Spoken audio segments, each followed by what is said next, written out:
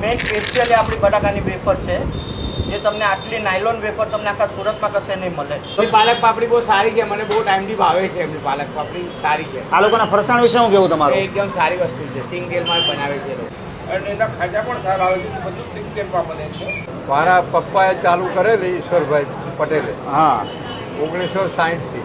હા પછી મેં સંભાળી, અત્યારે છોકરો સંભાળ્યો છે, જાણીતું છે. અને અમારા ફાધર વખતથી છે, અને મારા ફાધર બી અહીંયા આવતા હતા, અમે પણ અહીં આવીએ છીએ.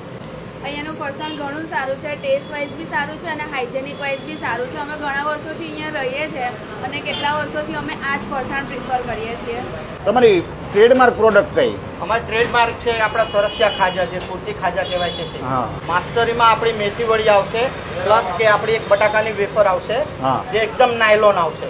મેથી વડી અને ખમણની વાત કરીએ તો આદુથી ભરપૂર મસ્ત ખમણ બનાવે છે, ખમણી છે, ઘણી બધી વસ્તુ મળે છે.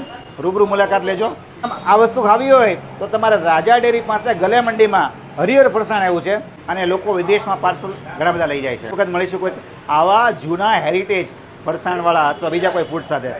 તો 65 વર્ષ જૂની આ હરિહર ફરસાણની મુલાકાત લઈને તમને કેવું લાગે જણાવજો.